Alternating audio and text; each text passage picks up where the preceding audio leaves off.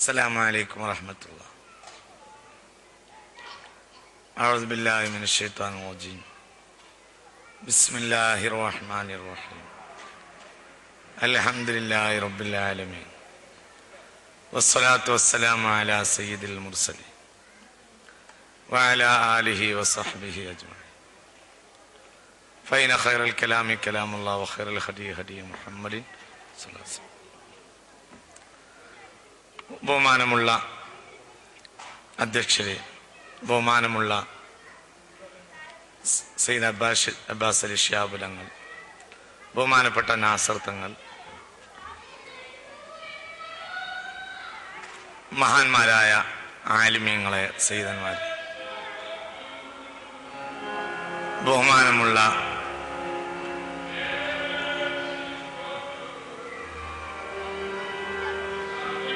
സദസ്യരെ, വിദ്യാർത്ഥികൾ, അല്ലാഹു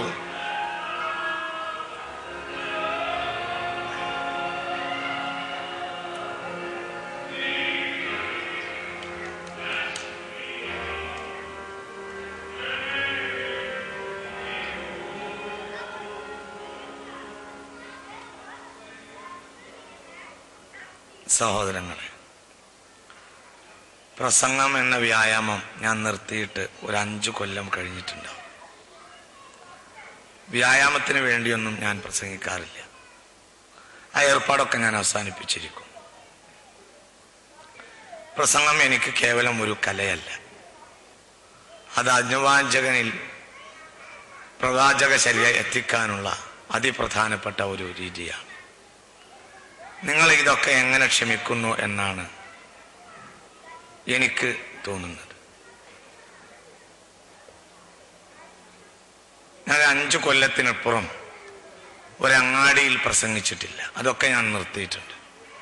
എന്നാലൊരു 8-10 മണിക്കൂർ ഒരു ദിവസം ഞാൻ പ്രസംഗിക്കാറുണ്ട്. 10 മണിക്കൂർ 8 മണിക്കൂർ പ്രസംഗിക്കാത്ത ഒരു ദിവസം തന്നെ ഇല്ല എന്ന് വേണമെങ്കിൽ പറയാം. അപൂർവം പെരുന്നാളുകളിൽ മാത്രം ഒരു 4 മണിക്കൂർ ആക്കാറുണ്ട്. ബാക്കിയൊക്കെ ആവറേജ് 8 മണിക്കൂറൊക്കെ പ്രസംഗിക്കാറുണ്ട്. നമ്മളെ കാര്യങ്ങളൊക്കെ ഒരുതരം ഏർപ്പാടുകളായി മാറുകയാണ്. പണ്ഡിതൻ എന്നാൽ ഒരു ഉദ്യോഗസ്ഥൻ, വിജ്ഞാനം എന്നൊക്കെ പറഞ്ഞാൽ അതൊരു ഏർപ്പാട്. അതൊക്കെ നമ്മൾ അവസാനിപ്പിക്കണം. എന്നിട്ട് ഇത് വളരെ വിലയുള്ള ഒരു സംഗതിയാണെന്ന ബോധം നമുക്കുണ്ടാവണം. അല്ലാതെ നമ്മൾ രക്ഷപ്പെടില്ല. ഈ വ്യായാമങ്ങൾ കൊണ്ടൊന്നും രക്ഷപ്പെടുകയില്ല. ഇത് മനുഷ്യന് സ്വർഗത്തിലെത്താനുള്ള സംഗതിയാണ്. സ്വർഗം ആവശ്യമാണെങ്കിൽ, അല്ലെങ്കിൽ പിന്നെ ഇതിൻ്റെയൊക്കെ ആവശ്യമുണ്ട്. സ്വർഗം എന്നതൊരു അനിവാര്യമാണെങ്കിൽ, സ്വർഗം അനിവാര്യമല്ലെങ്കിലോ എന്തിനാണ് ഇതുകൊണ്ട് നമുക്ക് എന്താ നേടാനുള്ളത്? അവിടെ വളരെ നമ്മൾ ചിന്തിക്കണം. നമ്മളെ ഏർപ്പാടുകൾ മുഴുവനും ഒരു സംസ്കരണമില്ലാത്ത ശൈലിയിലേക്ക് അധപ്പതിക്കുകയാണ്. അതിന് കാരണം ഇലാഹിയായ ചിന്ത നമ്മുടെ കൽബിലേക്ക് വരാത്തത് കൊണ്ട്. എന്തിനു വേണ്ടിയാണ് നമ്മൾ ജീവിക്കുന്നത് എന്നുള്ള ഇത്തരം ഒരു പരിപാടി നടക്കുന്ന ദിവസം ഇങ്ങനെ ഒരു സ്ഥലം തന്നെ ഇതിനെ തിരഞ്ഞെടുക്കേണ്ടതില്ലായിരുന്നു എന്നാണ് ഞാൻ മനസ്സിലാക്കുന്നത്. ഒരിക്കലും കോൺസെൻട്രേഷൻ ഇല്ലാതെ ഒരു വിജ്ഞാനം തലയെ കയറൂല. അതൊക്കെ കഴിഞ്ഞു പോയി. ഇനി ഇതിപ്പോ പറഞ്ഞിട്ട് കാര്യമില്ല.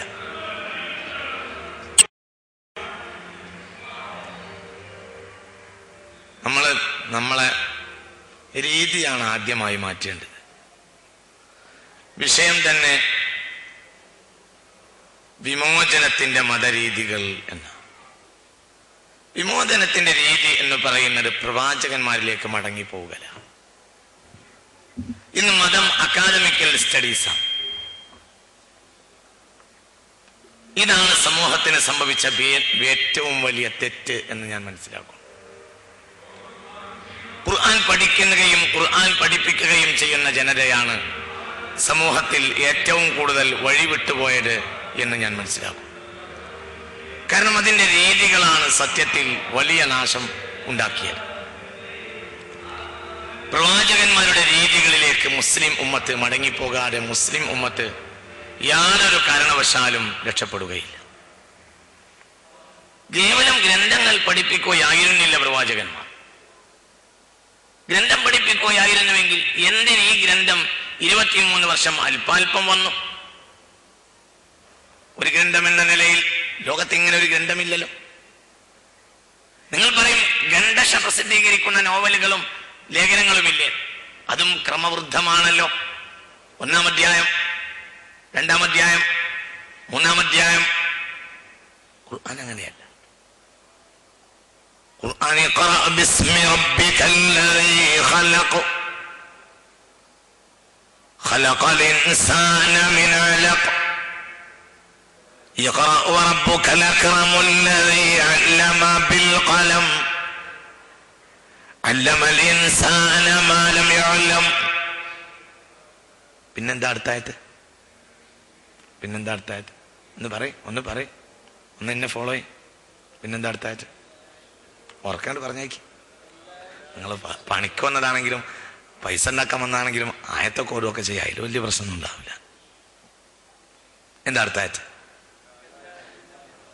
ഉസ്താദ്മാരെ ഒന്നും ഓതണ്ട. ഉസ്താദ്മാർക്കൊക്കെ ഇതിനേക്കാൾ അറിയുമെന്ന് എനിക്കറിയാം. ഒക്കെ ഈ കള്ളിക്കുപ്പായക്കാർ ഓതട്ടെ.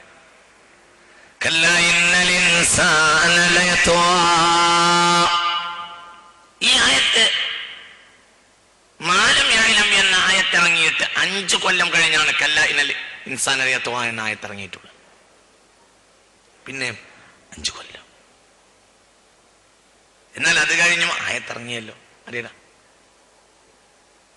യാ അയ്യുഹൽ മുസമ്മിൽ ഖുമിൽ ലൈല ഇല്ലാ ഖലീലൻ നിസ്ഫ അവൻ ഖുസ് മിൻഹു ഖലീല ഔ സിദ് അലൈഹി വറത്തിലിൽ ഖുർആന തർതീല. ചിന്തിക്കണം. ഖുർആൻ എന്ന് പറഞ്ഞ പ്രവാചകന്മാരിലേക്ക് മടങ്ങണം. മതമുന്നര വ്യായാമമാക്കുന്ന പണി പണ്ഡിതന്മാർ ഉമറാക്കളും നിർത്തണം. മതം എന്നൊരു വ്യായാമമാണ്. മതസദസ്സം വ്യായാമ ഒക്കെ ഏർപ്പാടാ. എല്ലാം ഏർപ്പാടാ. ഇതൊക്കെ ഒരു ഏർപ്പാടിന്റെ ഭാഗം. മാറിയിട്ടില്ല. ഖദ് മന്നല്ലാഹു അലൽ മുഅ്മിനീൻ ഇദ് ബഅസ ഫീഹിം റസൂലൻ മിൻഹും യത്ലു അലൈഹിം ആയാതിഹി വയുസക്കീഹിം. പിന്നീട് വയുഅല്ലിമു അഗാധ പഠനം പിന്നീടാണ്. പഠനമല്ല വേണ്ടത്. പഠനം അത്ര വലിയ ഒരു കാര്യമൊന്നുമല്ല. ഞാനൊന്ന് തിരിച്ചു നടക്കാം. ഘോഷയാത്രയിൽ തിരിച്ചു നടക്കുന്നതാണ് സുഖം എന്ന് തോന്നുന്നു. നിങ്ങളെല്ലാവരും ഘോഷയാത്രയിൽ അങ്ങോട്ട് പോകുമ്പോൾ ഞാൻ ഘോഷയാത്രയിൽ നിന്ന് ഒന്നിങ്ങോട്ട് പോരാ. നിങ്ങൾ അങ്ങോട്ട് പോകും, ഞാനിങ്ങോട്ട് വരട്ടെ.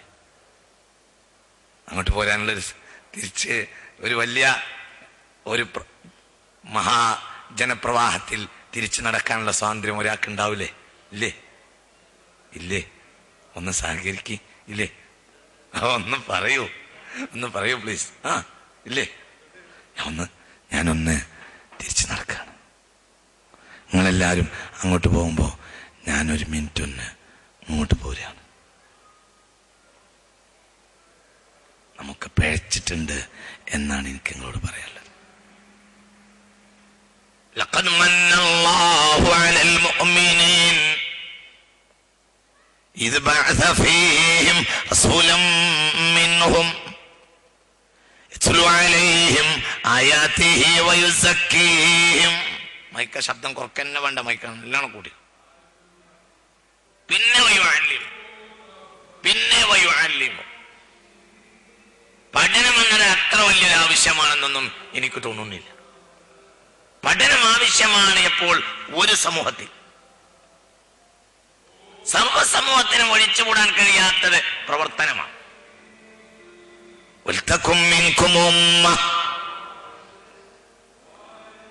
നിങ്ങളിൽ നിന്ന് ഒരു സമൂഹം ഉണ്ടാകണം എന്ന് പറഞ്ഞു. മനസ്സിലാവണില്ലേ? എല്ലാവരും പഠിക്കുകയൊന്നും വേണ്ട, പക്ഷെ എല്ലാവരും പ്രവർത്തിക്കണം. മനസ്സിലാവണില്ലേ? ഒരു വിഭാഗം ഉണ്ടായാലും മതി. എന്തിന്? പഠിക്കാനും പഠിപ്പിക്കാനും. എല്ലാവരും വേണ്ടത് പ്രവർത്തിക്കല.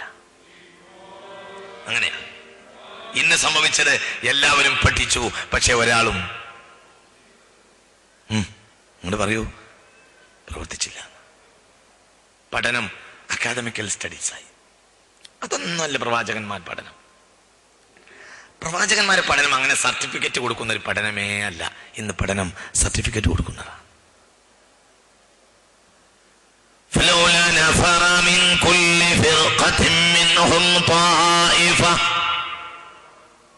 തെളിവ് നമ്പർ 2. فلولا نفر من كل فرقة منهم طائفة ليتفقهوا في الدين ولينذروا قومهم إذا رجعوا إليهم لعلهم يحذرون. അവിടെ പറഞ്ഞത് എല്ലാരും പഠിക്കണമെന്ന്. فلولا نفر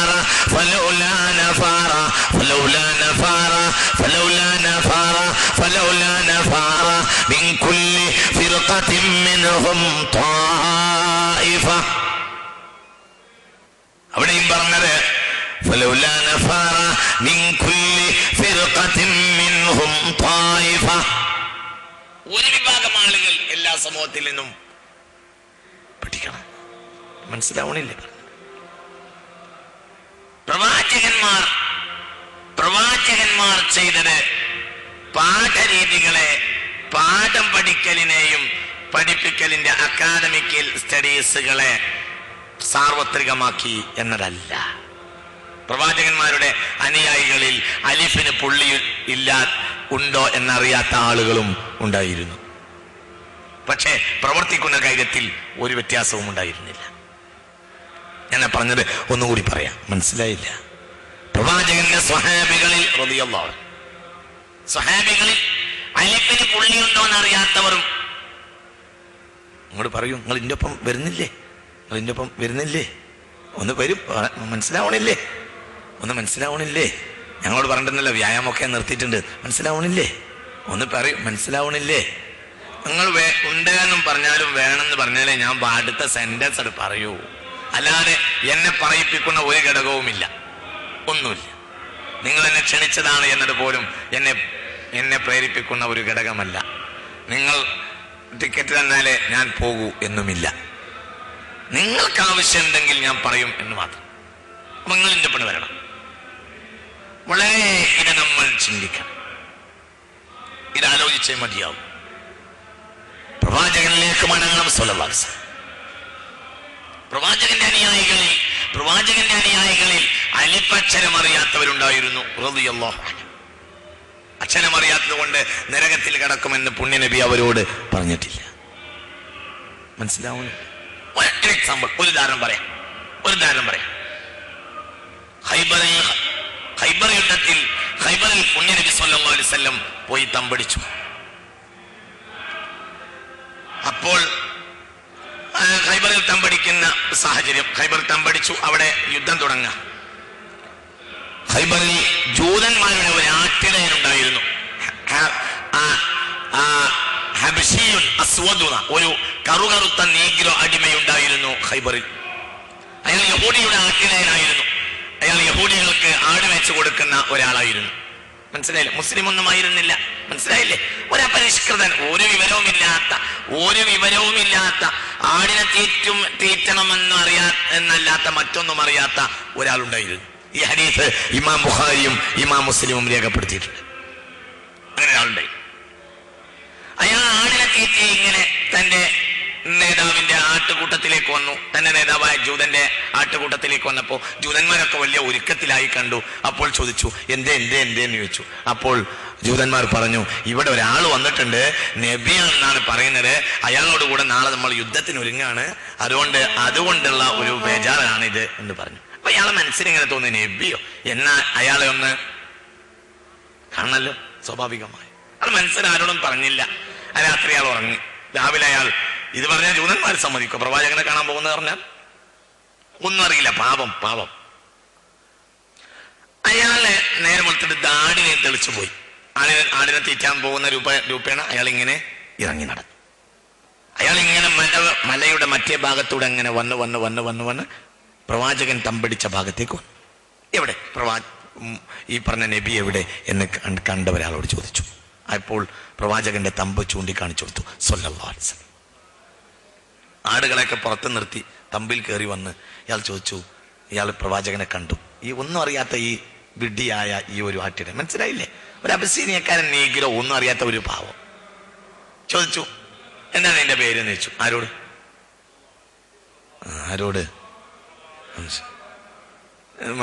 മുഹമ്മദാന്ന് പറഞ്ഞു. സുഹാസ്, നീ ആരാന്ന് ചോദിച്ചു. ഞാൻ നബിയാണെന്ന് പറഞ്ഞു.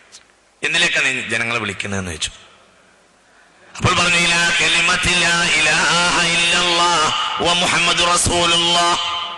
എന്ന സന്ദേശത്തിലേക്കാണ് ഞാൻ വിളിക്കുന്നത് എന്ന് പറഞ്ഞു.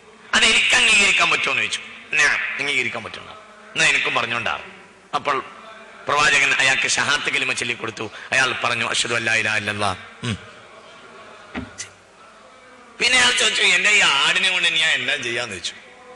ഈ ഹദീസ് ബുഖാരിയിലുണ്ട്, മുസ്ലിമുണ്ട്. ശരിക്കാണ്ടാ എൻ്റെ ഒപ്പം ഞാൻ അങ്ങനെ വരിക. ഇത് നിങ്ങൾ പ്രസംഗം എന്ന് പറഞ്ഞാൽ പാടില്ല, എന്ത് പറഞ്ഞാൽ സംസാരം എന്ന് പറയാൻ പാടില്ല. നമ്മള് കാര്യങ്ങളായിട്ട് ഉൾക്കൊള്ളുക. ആ വ്യായാമത്തിൽ നോക്കാൻ മാറിയിട്ട് സത്യത്തിനാണ് മനസ്സിലാക്കുക. അങ്ങനെ നമ്മളെ ഖൽബിനെ നന്നാക്കുക. അല്ലാഹു നമ്മളെ നന്നാക്കി തരട്ടെ. അങ്ങനെ ഇയാള് ചോദിച്ചു, ഈ ആടിനെ കൊണ്ട് ഞാൻ എന്താ ചെയ്യാന്ന് ചോദിച്ചു. അപ്പൊ പ്രവാചകൻ റസൂലുള്ളാഹി സ്വല്ലല്ലാഹു അലൈഹി വസല്ലം പറഞ്ഞു, നീ ആടിനെ കൊണ്ടുവന്നിട്ട് ആടിനെ തെളിച്ചിട്ട് ആടിനെ ജൂതന്റെ ആടിന്റെ കൂട്ടത്തിലേക്കുള്ള വഴിയിലേക്കാണ് കയറ്റി അങ്ങോട്ട് വിട്ടിട്ട് ഇങ്ങോട്ട് പോര്. ഇനി ജൂതന്മാരെ അങ്ങോട്ട് പോകണ്ട, ആടുകൾക്ക് സ്വഭാവമുണ്ട്, വഴിക്ക് കയറ്റി കൊടുത്താൽ പിന്നെ ആട് അങ്ങനെ പോയിക്കോളും, അങ്ങോട്ട് ആക്കി കൊടുത്താൽ നീ ഇങ്ങോട്ട് പോരുമെന്ന് പറഞ്ഞു. അയാൾ വേഗം ആടിനെ വഴിയിലേക്കാണ് കയറ്റി, നബി പറഞ്ഞതുപോലെ അങ്ങനെ കയറ്റി വീണ്ടും മടങ്ങി. ഇയാൾ മടങ്ങി വന്നപ്പോണ്ട് കുറെ ആളുകൾ ഇങ്ങനെ പടച്ചട്ടയൊക്കെ അണിഞ്ഞിട്ട് ഒരുങ്ങി നിൽക്കുക. വീണ്ടും അയാൾ നബിയുടെ തമ്പിലേക്ക് തന്നെ വന്നു. നബിയുടെ നിർദ്ദേശം കേൾക്കാൻ വേണ്ടി കുറച്ച് ചെറുപ്പക്കാരിങ്ങനെ പടച്ചട്ട അണിഞ്ഞ് ഒരുങ്ങി നിൽക്കുന്നുണ്ട്. അപ്പൊ ഇയാൾക്ക് വലിയ കൗതുകം. ഇല്ല അതിനെ എവിടെ ഇവര് പോണതെന്ന് ചോദിച്ചു. ആരോട്? നബിയോട് സ്വല്ലല്ലാഹു അലൈഹി വസല്ലം. അപ്പോൾ വീണ്ടും നബി പറഞ്ഞു, ഇലൽ ഖിതാൽ, ഒരു യുദ്ധത്തിന് പോവാണ്. അപ്പൊ അയാൾ ചോദിച്ചു, എനിക്കും പോകാൻ പറ്റുമോ? മനസ്സിലാവുന്നുണ്ടോ? നബി പറഞ്ഞു, നിനക്ക് പോകാൻ പറ്റും. എനിക്ക് എന്താ കിട്ടാന്ന് ചോദിച്ചു. മനസ്സിലാവുണ്ടെങ്കിൽ അപ്പോൾ പറഞ്ഞു, ഫലക്കൽ ജന്ന, സ്വർഗം കിട്ടുക. അത് മതി എന്ന് പറഞ്ഞു. അയാൾ വേഗം ഒരാളുടെ കയ്യിൽ നിന്ന് ഒരു പഴയ സ്പെയർ, ഒരു പടച്ചട്ടയും ഒരു വാളും കടം വാങ്ങി. എന്നിട്ട് അയാളും ജിഹാദ്, അയാളും യുദ്ധത്തിലേക്ക് എടുത്തു ചാടി. സ്വഹീഹുൽ ബുഖാരി, സ്വഹീഹ് മുസ്ലിം. കുറച്ചു നേരം കഴിഞ്ഞു പഴത്തിന് ആളുകൾ അയാളെ ചുമന്നുകൊണ്ടുവന്നു. അയാൾ കൊല ചെയ്യപ്പെട്ട് കഴിഞ്ഞിരുന്നു. മനസ്സിലാവണില്ലേ? ഇയാൾ ഫാത്തിഹ സൂറത്തിന്റെ ഒരക്ഷരം പോലും ഒന്നുമില്ല. ഇയാളെ ചുമന്നുകൊണ്ട് വന്നു. നിനക്ക് പോകാനായിട്ടില്ല, നിനക്ക് കുറച്ച് പഠിക്കാനുണ്ട്, നീ എന്നാ ബിരുദം വാങ്ങിയിട്ട് പോയാൽ മതി എന്ന് പുണ്യനബി അയാളോടിട്ടു. അങ്ങനെ ജിഹാദൊക്കെ അവസാനത്തെ കാര്യമാണ്, അതൊക്കെ പിന്നെയാണ്. കുറച്ച് പണി വേറെ ഇവിടെ പഠിക്കാനുണ്ട്, നിനക്ക് ഞാൻ ഡിഗ്രി വാങ്ങിത്തരാം, എന്നിട്ടേ പോകാൻ പറ്റൂ എന്നൊന്നും പുണ്യനബി അയാളോട്. അയാളെ ചുമന്നുകൊണ്ട് വന്നു. അയാൾക്ക് വേണ്ടി ഹഫറുലഹു, കുഴിവെട്ടിയ സ്വഹാബികൾ റളിയല്ലാഹു അൻഹു. മനസ്സിലാവണില്ലേ? കുഴിവെട്ടി. പ്രവാചകൻ തന്നെ ആ കുഴിയുടെ അടുത്ത് പോയി നിന്നു സ്വല്ലല്ലാഹു അലൈഹി വസല്ലം. നബി തന്നെ, പുണ്യനബി തന്നെ അയാളുടെ കുഴിയുടെ അടുത്ത് പോയി അയാളെ മറവ് ചെയ്യാനുള്ള എല്ലാ കാര്യങ്ങൾക്കും റസൂലുള്ളാഹി തന്നെ നേതൃത്വം നൽകി സ്വല്ലല്ലാഹു അലൈഹി വസല്ലം. മനസ്സിലാക്കണം കേട്ടോ. ശ്രദ്ധിക്കണില്ലേ? അങ്ങനെ മറവ് ചെയ്യാൻ വേണ്ടി നബി സല്ലല്ലാഹു അലൈഹി വസല്ലം തന്നെ അയാളെ ഖബറിന്റെ അടുക്കലും എന്ന് നിർദ്ദേശം നൽകി മറവ് ചെയ്തുകൊണ്ടിരിക്കുക. പെട്ടെന്ന് ഹബീബായ നബി നിൽക്കുന്നിടത്തുനിന്ന് രണ്ടടി ഇങ്ങോട്ട് പുറത്തേക്ക് മാറി, നിന്നു. ഒന്നിങ്ങനെ മറഞ്ഞു നിന്നു ഖബറിൽ നിന്ന്. അതുവരെ വലിയ ആവേശത്തിൽ ഖബറിന്റെ അരികിൽ സഹകരിച്ചു നിന്ന നബി സല്ലല്ലാഹു അലൈഹി വസല്ലം അവസാനം പെട്ടെന്ന് രണ്ടടി ഇങ്ങോട്ട് മാറി നിന്ന് ബാക്കിലേക്ക് നിന്നു. മറ്റു കാര്യങ്ങളൊക്കെ കഴിഞ്ഞു, എല്ലാം കഴിഞ്ഞ് മറവ് ചെയ്യലൊക്കെ കഴിഞ്ഞു.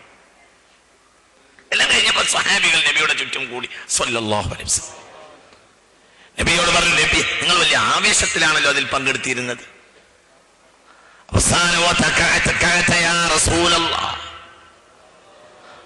രണ്ടടി അങ്ങ് പുറകോട്ട് മാറുന്നത് ഞങ്ങൾ കണ്ടുവല്ലോ നബിയെ. അതെന്തിനു വേണ്ടിയായിരുന്നു? അപ്പോൾ പുണ്യ നബി പറഞ്ഞു, റഅയ്തുൽ ഹൂറൈനി തദ്ഖുലാനി ഖബറഹു വതൻസിയാനി കഫനഹു. സ്വഹീഹ് ബുഖാരി, സ്വഹീഹ് മുസ്ലിം.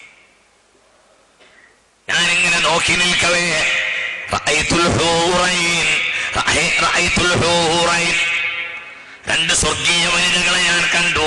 തദ്ഖുലാനി ഖബറഹു വതൻസിയാനി കഫനഹു. രണ്ട് ഹൂർലിങ്ങൾ വന്നിട്ടുണ്ട്. പെട്ടെന്ന് ഇയാളെ ഖബറിലേക്ക് കയറി വരുന്നത് ഞാൻ രണ്ട് സ്വർഗീയ പെണ്ണുങ്ങളെ കണ്ടു. അവർ വതൻസിയാനി കഫനഹു, ഇയാളെ ശരീരത്തിനെ ഒന്ന് ചുംബിക്കാൻ വേണ്ടി ഈ പെണ്ണുങ്ങളുണ്ട്. അയാളുടെ കഫൻ മാന്തുന്നു, കഫൻ മാറ്റുന്നു. അത് കണ്ടപ്പോൾ, ആ സ്വർഗീയ വനിതകളെ കണ്ടപ്പോൾ ഞാൻ മാറിയതാണെന്ന് പുണ്യനബി. ചിന്തിക്കണം. ഞങ്ങളെ കൽബിന്റെ ഉള്ളിലേക്ക് ഈ ആശയങ്ങൾ കയറി. നമ്മൾ ഈ വ്യായാമമൊക്കെ നിർത്തണം. എന്നിട്ടല്ലേ ഖല്ലഖദ് മന്നല്ലാഹു അലൽ മുഅ്മിനീന ഇദ് ബഅസ ഫീഹിം റസൂലൻ മിൻഹും യത്ലു അലൈഹിം ആയാതിഹി വയുസക്കീഹിം. അങ്ങനെ അനുവദിക്കുകയാണെങ്കിൽ ഞാനൊരു സ്വകാര്യം പറയാം. ഖുർആനിന്റെ കുടുംബങ്ങളൊക്കെ ഏകദേശം 25 കൊല്ലം മുമ്പ് മരിച്ചു തീർന്നിട്ടുണ്ടാകുമെന്നാണ് ഞാൻ മനസ്സിലാക്കുന്നത്. അതും എൻ്റെ ഒരു രണ്ടാമത്തെ സ്വാതന്ത്ര്യമാണ്, അതിൻ്റെ ഐച്ഛിക സ്വാതന്ത്ര്യമാണ്. അത് പറയാനും നിങ്ങൾ എന്നെ അനുവദിക്കണം. ഞാൻ എപ്പോഴും ഒന്നിങ്ങോട്ട് തിരിച്ചു നടക്കുകയാണ്. എൻ്റെ ഒരു സ്വാതന്ത്ര്യം ഒന്നിങ്ങനെ മുന്നോട്ട് പോരാണ് ഞാൻ. ഖുർആന്റെ ഫാമിലി എന്ന് പറഞ്ഞാൽ നിങ്ങളീ പറയുന്ന ഫാമിലി. ഖുർആന്റെ കുടുംബം തീരെ ഇല്ല ഞാൻ പറയുന്നില്ല, അതിന്റെ സാർവത്രികത ഇന്ന് ഇല്ല. ഖുർആന്റെ കുടുംബങ്ങൾ ഏകദേശം ഒരു ബിഫോർ 25 years ഇന്ന് ഖുർആൻ പഠിച്ച കുടുംബങ്ങളാ. ഖുർആന്റെ കുടുംബങ്ങൾ അല്ല. ബിഫോർ 25 years ആകട്ടെ ഖുർആൻ പഠിച്ച കുടുംബങ്ങളുമല്ല, ഖുർആന്റെ കുടുംബങ്ങളാ. പറഞ്ഞൂടെ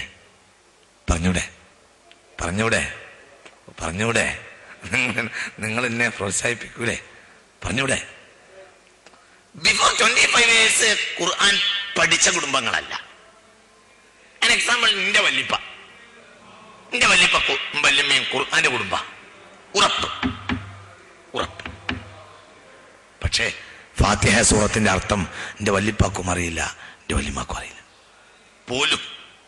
ഫാത്തിഹ സൂറത്തിന്റെ അർത്ഥം പോലും ഏറ്റവും ചുരുങ്ങിയത് അതറിയാത്ത ഒരാളുണ്ടൊന്ന്. എനിക്ക് ഉറപ്പിച്ചു പറയാൻ കഴിയും.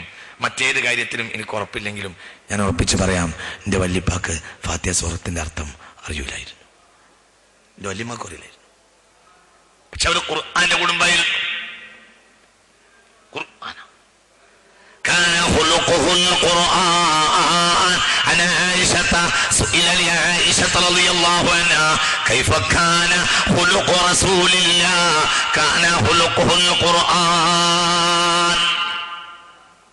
പുണ്യനബിയുടെ സ്വഭാവം എങ്ങനെ ഉണ്ടായിരുന്നു എന്ന് ചോദിച്ചു ആയിഷ റളിയല്ലാഹു അൻഹ. ബഹുമാനപ്പെട്ട മഹദി പറഞ്ഞു, കാന ഖുലുഖുൽ ഖുർആൻ, കാന ഖുലുഖുൽ ഖുർആൻ. അല്ലെങ്കിൽ ഖുർആൻ പുസ്തകത്തിലായത് മുഹമ്മദ് നബിക്ക് ശേഷമല്ലേ സല്ലല്ലാഹു അലൈഹി വസല്ലം. അന്നത്തെ ഖുർആൻ മനസ്സിന്റെ വായനയായിരുന്നു. അങ്ങനെയൊന്നും ആയിരുന്നില്ല, അത് മനസ്സായിരുന്നു. പുണ്യനബിയുടെ സ്വഭാവമായിരുന്നു ഖുർആൻ സല്ലല്ലാഹു അലൈഹി വസല്ലം. ഖുർആന്റെ ജനനാഥായിരുന്നു.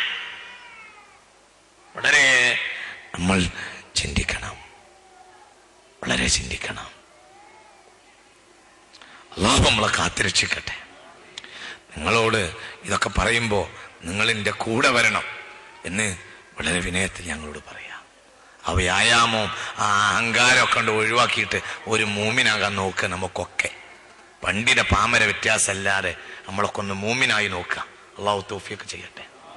അള്ളാഹു നമുക്ക് തൗഫീഖ് ചെയ്യട്ടെ.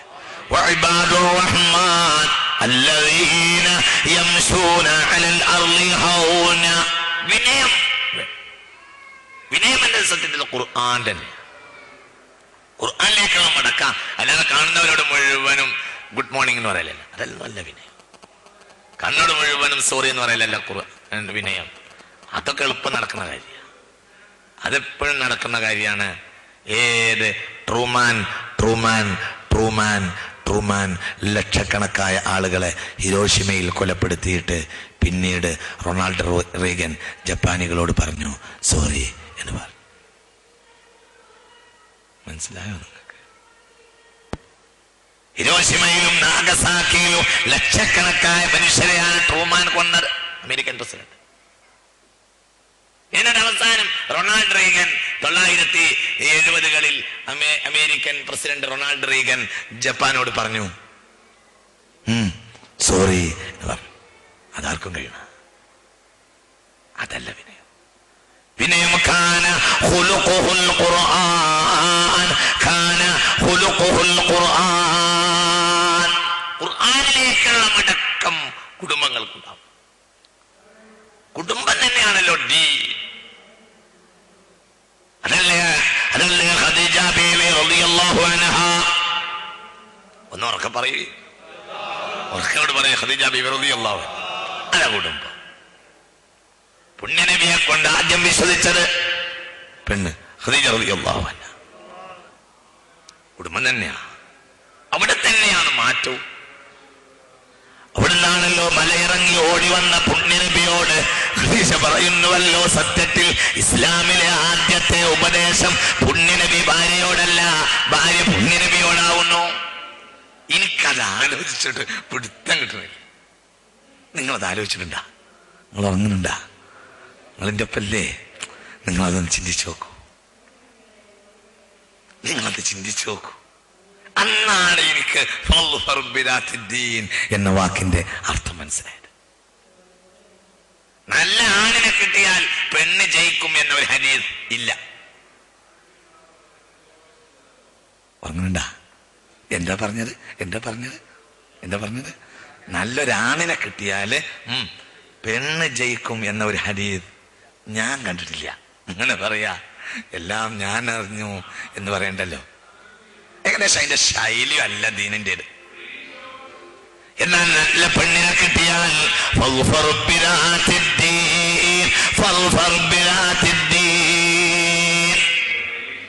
നല്ല പെണ്ണിനെ കിട്ടിയാൽ ആണ് ജയിക്കുമുണ്ട്, അപ്പോഴേ ജയിക്കും. എന്തുകൊണ്ട്? ഇസ്ലാമിലെ ആദ്യത്തെ ഉപദേശം പ്രവാചകൻ സഹധർമ്മിണിയോടല്ല, സഹധർമ്മിണി പ്രവാചകൻ. ഞാനത് എത്ര ആലോചിച്ചു. മനസ്സിലേക്ക് വന്ന വലിയൊരു ബുഖാരി ഇങ്ങനെ തുറന്നാൽ ആദ്യത്തെ ഉപദേശം പെണ്ണിൻ്റെതാ. നിങ്ങൾക്ക് മനസ്സിലാവണില്ലേ? ഒപ്പം വരണം കേട്ടോ. ഒപ്പം വന്നാലേ സ്പീഡായി പോവുള്ളൂ. ഇല്ലെങ്കിൽ അങ്ങനെ ഞാൻ പിന്നെയും ചോദിക്കും, എൻ്റെ ഒപ്പം വരണം. ഞാൻ ഇവിടെ വന്നിട്ട് കുറച്ച് വാക്കെങ്കിലും നിങ്ങൾക്ക് പഠിക്കണം. അല്ലെങ്കിൽ ഇന്ത്യൻ എയർലൈൻസിന് പൈസ കിട്ടിയെന്നല്ലാത്ത നേട്ടങ്ങളൊന്നും ഉണ്ടാവില്ല. അയാളൊരു നല്ല മനുഷ്യനായിരുന്നല്ലോ, അയാളെ വായിന്ന് ഞാൻ 10 അക്ഷരം പഠിച്ചിട്ടുണ്ടല്ലോ, അയാൾക്ക് ഞാൻ സ്വർഗം കൊടുക്കണേ പടച്ചോനെ എന്ന് നിങ്ങൾ എനിക്ക് ശേഷം പ്രാർത്ഥിക്കണം. അള്ളാഹു നമുക്ക് തൗഫീഖ് ചെയ്യട്ടെ. അത്രേ നമുക്ക് ആവശ്യമുള്ളൂ. ദുനിയാവ് നശ്വരമാണ്. ദുനിയാവ് ഇന്നല്ലെങ്കിൽ നാളെ നഷ്ടപ്പെട്ടു പോകും.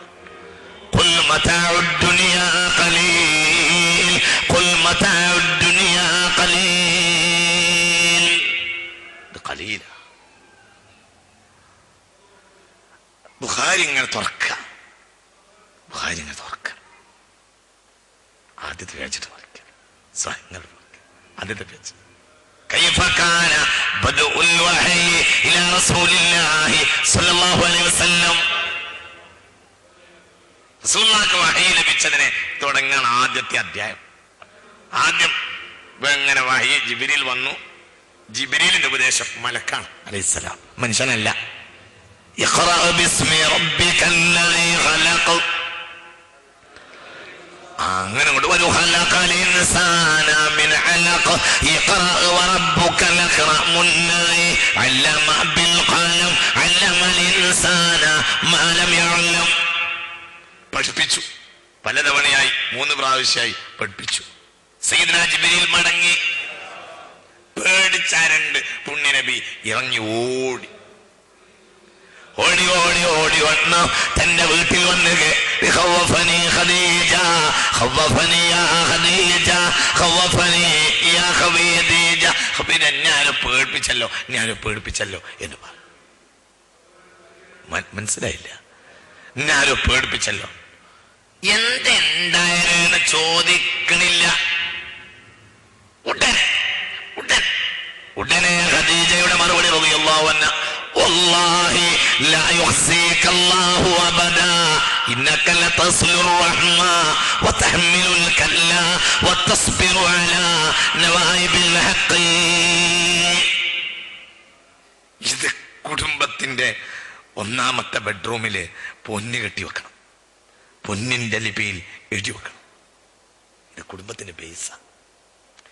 എന്തൊരു വാക്കാണ് പറഞ്ഞത്. നബിയെ നിങ്ങൾ പേടിക്കുകയോ, നിങ്ങൾ ആരെങ്കിലും പേടിപ്പിക്കുകയോ? നിങ്ങളെ പേടിക്കാൻ അള്ളാഹുവിനുണ്ട്. നിങ്ങളെ പേടിപ്പിക്കാൻ നിങ്ങൾക്കൊന്നും സംഭവിക്കൂല.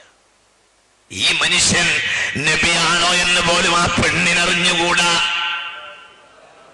പുണ്യ നബിയേക്കാൾ 15 വയസ്സിന്റെ കൂടുതലിന്റെ പക്വതയുണ്ട്.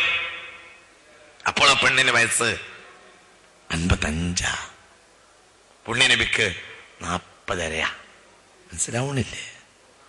മനസ്സിലാവണില്ലേ? ഇതൊന്നും അറിയില്ല. ഈ പെണ്ണിന് എന്തുണ്ട് ഒന്നും അറിയില്ല. അറബ് ലോകത്ത് അറബൻ കച്ചവടശീലങ്ങളല്ലാതെ ഒന്നും അറിയാത്ത ആ പെണ്ണ് ഹുവൈലിദിന്റെ മകൾ ഖദീജ, ലോകത്തിന്റെ ഉമ്മയായ ഖദീജ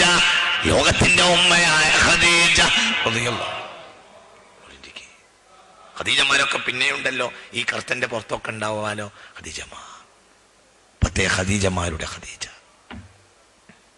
ഹബീബായ റസൂലുള്ളാഹിന്റെ മനസ്സിന്റെ ഖദീജ. ആ ഖദീജയുണ്ടായപ്പോൾ മറ്റൊരു വിവാഹം നബി ചെയ്തിട്ടുമില്ല സ്വല്ലല്ലാഹു അലൈഹി വസല്ലം. ഈ ഖദീജക്ക് പുണ്യ നബിയേക്കാൾ 15 വയസ്സ് കൂടുതല. നിങ്ങൾക്ക് മനസ്സിലാവണില്ലേ? ഈ ഖദീജ ഇരിക്കുമ്പോൾ നബി സല്ലല്ലാഹു അലൈഹി വസല്ലം വേറൊരു വിവാഹം ചെയ്തിട്ടില്ല. ആരാ ഖദീജ റളിയല്ലാഹു അൻഹ. ഈ മനുഷ്യൻ നബിയായി വരികയാണെന്ന് ഖദീജക്കോട്ടറിയുകയുമില്ല റളിയല്ലാഹു അൻഹ. ഖദീജ പറഞ്ഞു റളിയല്ലാഹു അൻഹ, വല്ലാഹി ലാ യുഖ്സീക അല്ലാഹു അബദാ, നിങ്ങൾക്കൊരു വിഷമവും വരില്ല. ഇന്നക ലതസ്ലുർ റഹ്മ, നിങ്ങൾ കുടുംബബന്ധം ചേർക്കുന്നവനാണല്ലോ. വതഹ്മിലുൽ കല്ല, മറ്റുള്ളവരുടെ ഭാരം സ്വന്തം ചുമലിൽ വഹിക്കുന്നവനാണല്ലോ. വതസ്ബിറു അലാ നവായിബിൽ ഹഖ്, സത്യത്തിന് പതർച്ചയുണ്ടാകുന്നിടത്ത് സത്യത്തിന് വേണ്ടി ജീവാർപ്പണം ചെയ്യുന്നവനാണല്ലോ. ആര് പറഞ്ഞു? പെണ്ണ് പറഞ്ഞു എന്ന് പറ. അതാണ് സഹധർമ്മിണി എന്ന് പറയുന്നത്. നമ്മുടെ കുടുംബം അതാ ഇസ്ലാമിന്റെ കുടുംബം. അതാണ്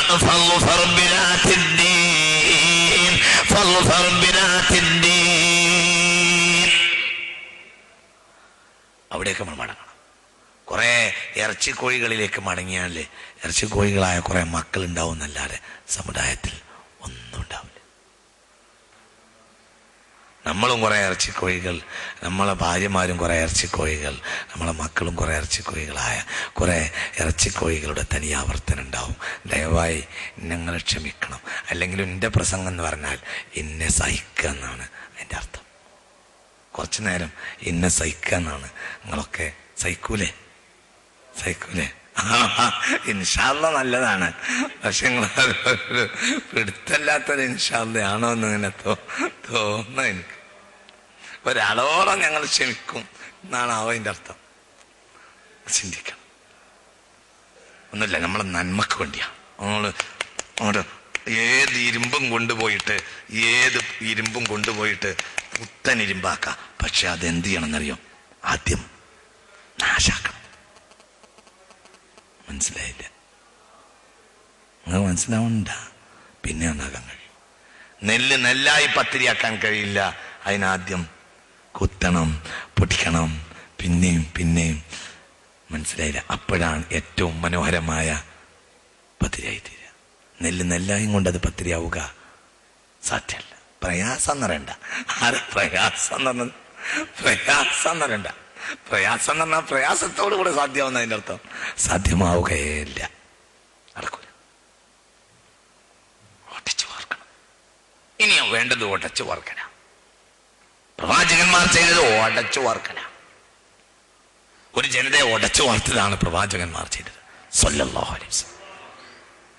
അപ്പൊ അവിടേക്ക് നമ്മൾ മടങ്ങണം, കുടുംബത്തിലേക്ക് മടങ്ങണം. ഈമാന്റെ ഉദാഹരണം ഒരു പെണ്ണ, ഒരു കുടുംബിനിയാ. ഒരു പെണ്ണ്, ഒരു കുടുംബി. ഈമാന്റെ ഉദാഹരണം ഒരു പെണ്ണ. ഏതാണ് ആ പെണ്ണ്? وضرب الله مثلا للذين آمنوا امرأة فرعون. എന്തൊരു പാട്ടാണത്! ഖുർആൻ അങ്ങോട്ട് കൊണ്ടുവന്നിട്ട് ഈമാൻ അങ്ങോട്ട് സമർത്ഥവൽക്കരിച്ചു. وضرب الله مثلا للذين آمنوا امرأة فرعون إذ قالت رب ابن لي عندك بيتا في الجنة ونجني من فرعون وعمله ونجني من القوم الظالمين ومريم ابنة عمران التي أحصنت فرجها ونفخنا فيه من روحنا وصدقت بكلمات ربها وكتبه وكانت من القانتين. الله ബോധം തരട്ടെ. ഉറക്കണ്ട് പറയാം അള്ളാഹു ബോധം തരട്ടെ. ഉറക്കണ്ട് പറയാം അള്ളാഹു ബോധം തരട്ടെ. അള്ളാഹു ബോധം തരട്ടെ. സദസ്സിനോട് പൂർണ്ണമായ നീതി പുലർത്തുന്നവർക്ക് മാത്രമാണ് എൻ്റെ പ്രസംഗം. മറ്റുള്ളവർ ശ്രോതാക്കുന്നത് ആളാവുന്നതിൽ എനിക്ക് വലിയ വിരോധമൊന്നുമില്ല എന്ന് മാത്രം. ശ്രോതാക്കൾക്കൊന്നും മനസ്സിലാവില്ല, കാര്യങ്ങൾ ഉൾക്കൊണ്ടവർക്ക് മനസ്സിലാവും. വിജ്ഞാനം എന്ന് പറഞ്ഞാൽ ചെവിയിലൂടെ കുറച്ച് കയറുകയും മനസ്സിലൂടെ കൂടുതൽ കയറുകയും ചെയ്യുകയാണ്. മനസ്സിലേക്കാ നേരിട്ട കയറുക. അല്ലെങ്കിൽ പിന്നെ ജിബ്രീലിനെ കേൾക്കുന്നിടത്തിരുന്നാ പോരെ. അലൈഹിസ്സലാം മനസ്സിലാവുന്നുണ്ടാ? ജിബ്രീൽ മദീനയിൽ വന്നിട്ട്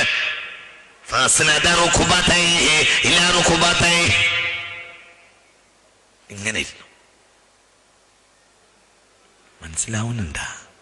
മദീനയിൽ വിജ്ഞാനം പഠിക്കുന്നതിന് വേണ്ടി പഠിപ്പിക്കാൻ വന്നു സയ്യിദുനാ ജിബ്രീൽ. വന്നിട്ട് വിശാലമായ പ്രവാചക സദസ്സിൽ എവിടെയെങ്കിലും ഇരുന്നാ മതിയായിരുന്നില്ലേ സയ്യിദുനാ ജിബ്രീൽ? ജിബ്രീലിന് ചെവിട് കേൾക്കൂലേ? ജിബ്രീലിന് ENT സ്പെഷ്യലിസ്റ്റിനെ കാണിക്കേണ്ട പ്രശ്നമുണ്ടാ? ഒന്ന് പറയും മനുഷ്യന്മാരെ.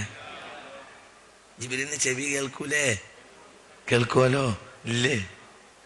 എന്തിനാ ജിബ്രീൽ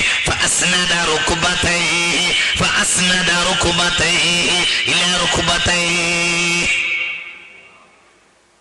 കാൽമുട്ടുകളോട് കാൽമുട്ടുകൾ ചേർത്ത് വെച്ചു. പുണ്യനബിയുടെ അരികിൽ വന്നു. എല്ലാരെയും അങ്ങോട്ട് നീക്കിയിട്ട് അടുത്തേക്ക് വന്നിട്ട് കേറി ഇങ്ങോട്ട് വന്നിട്ട് ഒറ്റയിരുത്തം. فأسند ركبتيه إلى ركبتي محمد. മുഹമ്മദ് നബിയുടെ കാൽമുട്ടിലേക്ക് കാൽമുട്ട് ചേർത്ത് ഇങ്ങോട്ട് വെച്ചു. അപ്പോൾ അധ്യാപകനും വിദ്യാർത്ഥി തമ്മിൽ സ്പേസ് ഇല്ല. മനസ്സിലാവുന്നുണ്ടാ? അങ്ങനെ ചെവി കേൾക്കുന്നത് വേണ്ട അല്ല. വിജ്ഞാനം മിനൽ ഖൽബി ഇലൽ ഖൽബ് മാ മിനൽ ഉദനി ഇലൽ മാ മിനൽ ഫമി ഇലൽ ഉദൻ മിനൽ ഖൽബി ഇലൽ ഖൽബ്. മനസ്സിലാവുന്നുണ്ടോ നിങ്ങൾക്ക്? അതാണ് മിനൽ ഫമി ഇലൽ ഉദനല്ല, മിനൽ ഫമി ഇലൽ ഉദനാണ്. അത് ഇതിന്റെ അപ്പുറത്തെ അത് തിരിഞ്ഞല്ലോ നിങ്ങൾക്ക്? തിരിഞ്ഞ അത് മിനൽ ഫമി ഇലൽ ഉദ്നാണ്, ഇത് മിനൽ ഖൽബി ഇലൽ ഖൽബാണ്. അപ്പോഴേ വിജ്ഞാനാവൂ. അല്ലാത്തതിന് മതവ്യായാമം എന്ന് പറയും. കുറച്ച് കാലം ആടിയല്ലോ വ്യായാമം, അതൊക്കെ നിർത്താനുള്ള കാലമായിരിക്കുന്നു. അല്ലാഹു നമുക്ക് ബോധം നൽകട്ടെ. അല്ലാഹു നമുക്ക് ബോധം നൽകട്ടെ. നോക്കൂ ഈമാന്റെ ഉദാഹരണമൊക്കെ പറയാ. ഞാൻ ആ ആയത്തിന്റെ അടുത്തേക്ക് തന്നെ വരട്ടെ. നിങ്ങൾ വരുന്നുണ്ടാ? നമുക്കൊന്ന് പോയിക്കൂടെ?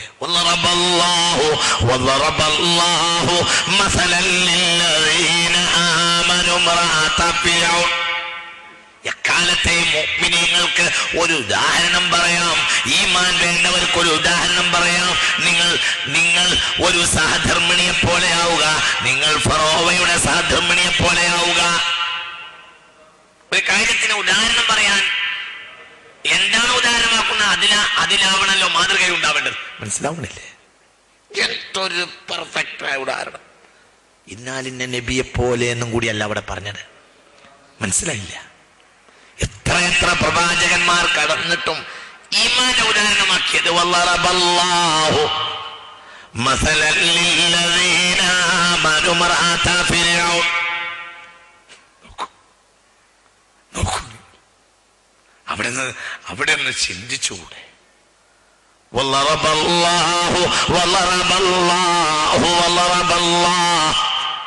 പെണ്ണാണ് സത്യത്തിൽ ആണിക്കല്ല്, കുടുംബത്തിന് ആണിക്കല്ല്.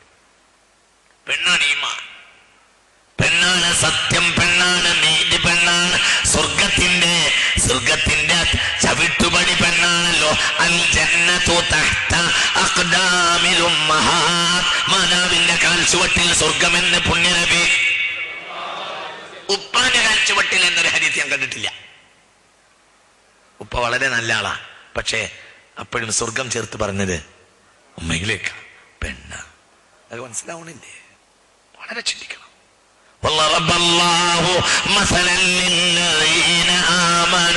ഈമാൻ വേണ്ടവർക്കിതാ ഉദാഹരണം.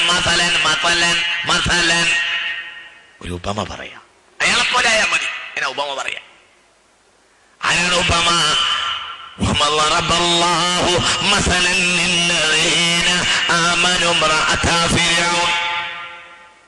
ഇനി ഞങ്ങളോട് സ്വകാര്യം പറയട്ടെ, കുഫർ വേണ്ടവർക്കും ഉദാഹരണവും പെണ്ണനെയാണ്.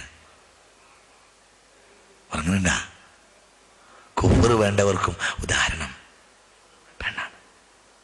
ളറബല്ലാഹു മസലൻ ലില്ലദീന കഫറു ഇംറഅത നൂഹിൻ വഇംറഅത ലൂത്ത് كانتا تحت عبدين من عبادنا صالحين فخانتاهما فلم يغنيا عنهما من الله شيئا وقيل ادخلا النار مع الداخلين وضرب الله مثلا للذين آمنوا امرأة فرعون إذ قالت رب ابن لي عندك بيتا في الجنة ونجني من فرعون وعمله ونجني من القوم الظالمين ومريم ابنة عمران التي أحصنت فرجها ونفخنا فيه من روحنا وصدقت بكلمات ربها وكتبه وكانت من القانتين. الله بورن തരട്ടെ. പെണ്ണ് ഈമാനും മതി, കുഫ്റിനും മതി. ഈമാനും മതി, പെണ്ണ് കുഫ്റിനും മതി. കുഫ്റിന്റെ ഉദാഹരണം ضرب الله مثلا للذين كفروا امرأة نوح. നൂഹിന്റെ ഭാര്യയാണ്. നൂഹ് അലൈഹിസ്സലാം. ആരാണ് നൂഹ്? അവ്വൽ റുസുൽ, മുർസലീങ്ങളിൽ ആദ്യത്തെ ആളാണ് നൂഹ് അലൈഹിസ്സലാം. 300 ചില്ലാനം മുർസലീങ്ങളിൽ വന്നതിൽ ആദ്യത്തെ ആൾ നൂഹ് നബിയാണ്. പ്രധാന അഭിപ്രായം ആദം നബി അലൈഹിസ്സലാം കേവലം നബി മാത്രമാണ്, റസൂൽ അല്ല. പ്രധാന അഭിപ്രായം ആദ്യത്തെ റസൂൽ നൂഹ് നബിയാണ് അലൈഹിസ്സലാം. ആദ്യത്തെ സാഹിബ് ശരീഅ, ഭൂമിയിലേക്ക് ആദ്യം ശരീഅത്ത് കൊണ്ടുവന്നത് നൂഹ് നബിയാണ്. ഉറപ്പ്. شرع لكم من الدين ما وصى به نوح والذي أوحينا إليك. ആദ്യത്തെ ശരീഅത്ത് മൈക്കൊന്നുകൂടി ശ്രദ്ധിച്ചു. ആദ്യത്തെ ശരീഅത്ത് കൊണ്ടുവന്നത് സയ്യിദുനാ നൂഹ്. ശറഅ ലക്കും മിനദ് ദീനി മാ വസ്വ ബിഹി നൂഹൻ എന്നാ പറഞ്ഞിട്ടുള്ളത്. 2 ഇനിയും പറയാം. ആദ്യത്തെ ഉലുൽ ഇസ്മ സയ്യിദുനാ നൂഹ്. 5 ആളുകളാ ലോകത്തെ അമ്പിയാക്കളിൽ പ്രധാനികൾ. അവരുടെയും നേതാവാണ് മുഹമ്മദ് നബി. 5 ആളുകളാ ലോകത്തെ അതിപ്രധാന മുർസലീങ്ങൾ. സയ്യിദ്ന നൂഹ്, സയ്യിദുനാ ഇബ്രാഹിം, സയ്യിദുനാ മൂസ, സയ്യിദുനാ ഈസ, അവരുടെയും നേതാവായ മുഹമ്മദ് നബി. മനസ്സിലാവണില്ലേ? ലോകത്തെ പ്രവാചകന്മാരിൽ അതിപ്രധാനികൾ, പ്രധാനികളിലെ പ്രധാനികൾ 5. അവർക്കുള്ള നാമമാണ് ഉലുൽ അസ്മ്, നിശ്ചയദാർഢ്യത്തിന്റെ വക്താക്കൾ. ഇങ്ങോട്ട് പറയൂ. സയ്യിദുനാ നൂഹ്, സയ്യിദുനാ ഇബ്രാഹിം, സയ്യിദുനാ മൂസ, സയ്യിദുനാ ഈസ, അവർ ആ കൂട്ടത്തിൽപ്പെട്ടവരും അതിലും നേതാവുമായ മുഹമ്മദ് നബി. മനസ്സിലായില്ലേ? ഇതിൽ ആദ്യത്തെ ഉലുൽ അസ്മാണ് ആര്? സയ്യിദുനാ നൂഹ്.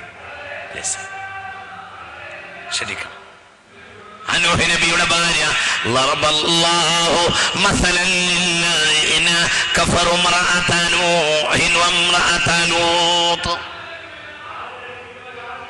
നൂഹ് നബിയുടെ ഭാര്യയായിരുന്നു, ലൂത്ത് നബിയുടെ ഭാര്യയായിരുന്നു എക്കാലത്തെയും കുഫറിന്റെ ഉദാഹരണം എന്ന് ഖുർആൻ പറയും. അല്ലാഹു നമ്മളെ കാത്തുരക്ഷിക്കട്ടെ.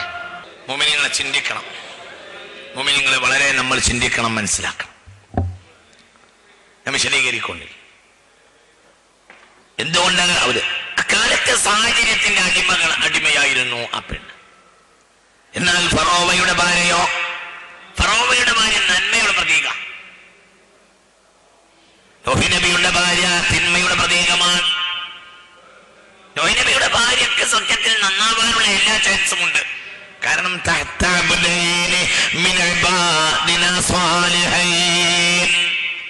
സ്വാലിഹീങ്ങളായ 2 ആളുകളുടെ കീഴിൽ ജീവിച്ചു. ആരാണ്? നൂഹ് നബിയും ഒന്ന് ലൂത്ത് നബിയുടെ ഭാര്യയും അപ്രകാരം തന്നെയാണ്. വളരെ മോശം. അല്ലാഹു കാത്തുരക്ഷിക്കട്ടെ.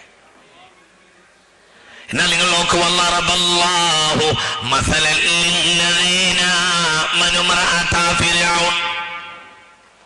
ഫറോവനെ ലോകത്തെ ഏറ്റവും വലിയ നിഷ്ഠൂരനാണ് ആര്? ലോകത്തെ ഏറ്റവും വലിയ കാഫിറാണ് ഫിർഔൻ ലഅനത്തുല്ലാഹി അലൈഹി. അന റബ്ബുകുമുൽ അഅല, ഞാനാണ് ഏറ്റവും വലിയ ദൈവം എന്ന് പറഞ്ഞ ഒരാൾ മാത്രമേ ലോകത്ത് വന്നിട്ടുള്ളൂ. അത് ഗോഡാണെന്ന് അവകാശപ്പെടുന്നവർ ഇപ്പോഴും ഉണ്ട്, കുറെ ആളുകളുണ്ട്. കേരളത്തിലൊക്കെ പുതിയ പുതിയ ഗോഡുകന്മാർ ഇറങ്ങി നടക്കുന്ന കാലമാണിപ്പോൾ. പക്ഷെ സുപ്പീരിയർ ഗോഡ് എന്നൊരാൾ മാത്രമാണ് പറഞ്ഞത്, അത് ഫിർഔൻ. അന റബ്ബുകുമുൽ അഅല. هل أتاك حديث موسى إذ ناداه ربه بالوادي المقدس طوى اذهب إلى فرعون إنه طغى فقل هل لك إلى أن تزكى وأهديك إلى ربك فتخشى فأراه الآية الكبرى فكذب فعصى ثم أدبر يسعى فحشر فنادى فقال أنا ربكم الأعلى. ഞാനാണ് ഏറ്റവും വലിയ ദൈവം എന്ന് പറഞ്ഞവനാണ് ആര്? ഫിർഔൻ ലഅനത്തുല്ലാഹി. ആ ഫിർഔന്റെ ഭാര്യയാണ് എക്കാലത്തെയും ഈമാന്റെ നിമിത്തം, ഈമാന്റെ ഉദാഹരണം.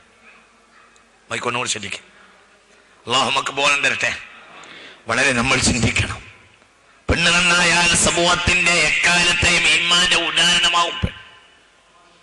തലമുറകൾ നന്നാവണമെങ്കിൽ ഉമ്മമാർ നന്നാവണം. ഉമ്മാരെന്നാവണമെങ്കിൽ എന്ത് വേണം ഞാൻ പിന്നെ പറഞ്ഞുതരാം. Second part. നേരെ വൈകോ? നാളെ ജോലി ഇല്ലല്ലോ? നോക്കൂ, തലമുറകൾ നന്നാവണമെങ്കിൽ ഉമ്മ നന്നാവും. എന്തുകൊണ്ട്? ലോകത്തെ അതിപ്രധാനിയായ മുഹമ്മദ് നബിയെ ലഭിച്ചത് ആമിന ബീവിക്കാണ്. ആമിന ബീവി ആരാ? ഇമാം ഖസ്തലാനി തന്റെ മവാഹിബിൽ പറയുന്നുണ്ട്. അറബ് ലോകം കണ്ട ഏറ്റവും വലിയ ശുദ്ധ വനിതയാണ് ബഹുമാനപ്പെട്ട ആമിന ബീവി റളിയല്ലാഹു അൻഹാ. വലിയ മഹദിയാണ്, വലിയ മഹദിയ.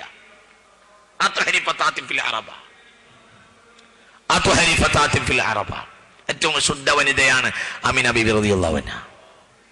അവരുടെ മോനാണ് ആര്? وما أرسلناك إلا رحمة للعالمين. മുഹമ്മദ് നബി.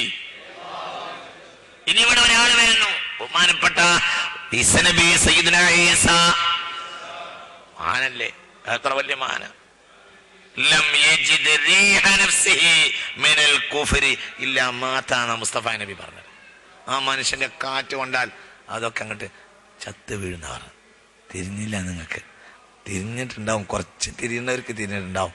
ഏതൊക്കെ ചത്ത് വീഴുന്ന് നിങ്ങൾ തിരിയേണ്ടവർക്ക് തിരിഞ്ഞിട്ടുണ്ടാവും. തിരിഞ്ഞില്ല നിങ്ങൾക്ക്? ലം യജിദ് റീഹ നഫ്സിഹി മിനൽ കുഫ്രി ഇല്ലാ മാത.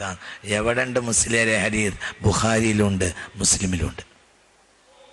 ലം യജിദ് റീഹ നഫ്സിഹി മിനൽ കുഫ്രി ഇല്ലാ മാത. ഈസ നബിയുടെ കാറ്റ് കൊണ്ടാൽ കുഫർ ചത്ത് വീഴും. മനസ്സിലാവുന്നുണ്ടാ? അതുവരെയുള്ള ശബ്ദമൊക്കെ ഉണ്ടാവുള്ളൂ, അത് കഴിഞ്ഞാൽ പിന്നെ ശബ്ദം ഉണ്ടാവില്ല. മനസ്സിലാവണില്ല നിങ്ങൾക്ക്? ഏത് ശബ്ദത്തിനുമാണുള്ള ഒരു അവസാനം. തിരിയുന്നില്ലേ? ലം യജിദ് റീഹ നഫ്സിഹി മിനൽ കുഫ്രി ഇല്ലാ മാ. ആരമോന? മറിയം ബിനത ഇമ്രാൻ അല്ലതി അഹ്സനത് ഫർജഹാ. സ്വന്തം ഗുഹ്യസ്ഥാനത്തെ വളരെ സൂക്ഷിച്ച മറിയമ്മിന്റെ മോന, തൊട്ടിലിൽ സംസാരിച്ച കുട്ടിയാ, ലോകത്തെ മഹാത്ഭുതത്തിന്റെ കുട്ടിയാണ്. ഇന്ന മസല ഈസ ഇൻദല്ലാഹി കമസലി ആദം. സീദാ ആദമിനെ പോലെയാണ്. ഒന്നാമത്തെ പുസ്തകത്തിൽ മൈക്ക് ശ്രദ്ധിക്കേ.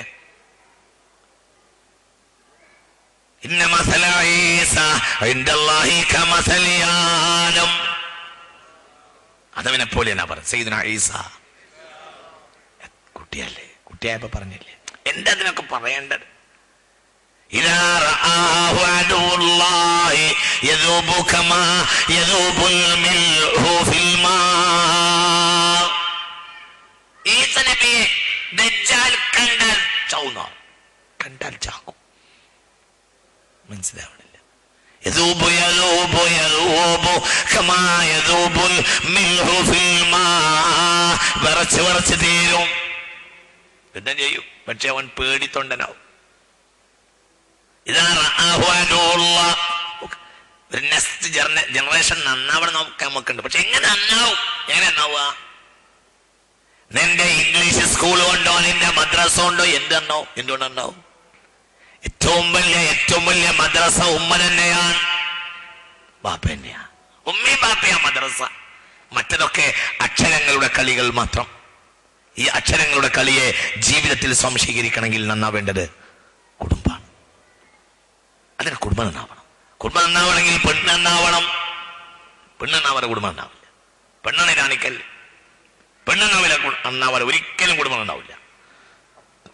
ഒരിക്കലും ഉണ്ടാവില്ല. നോക്കൂ, നിങ്ങൾ വളരെ ചിന്തിക്കണം.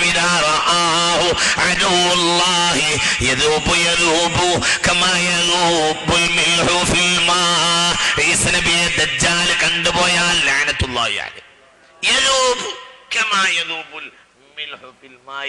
ഉപ്പ് വെള്ളത്തിൽ കടന്ന് ഉരുകും പോലെ അവൻ കിടന്നുരുകും എന്ന് മുസ്തഫ നബി. അത്രയും ശക്തനാണ് സയ്യിദുനാ ഈസ. ആ ഈസ നബി ആർക്ക് ലഭിച്ചു? മറിയം ബീവിക്ക്. പെണ്ണാണ് അവൾ സമൂഹം നന്നാവില്ല. നമുക്ക് ബോധം തരട്ടെ. ഓർക്കാണ്ട് പറയാം, ലോ ബോധം തരട്ടെ. നന്നാവില്ല. ഒരിക്കലും നന്നാവില്ല.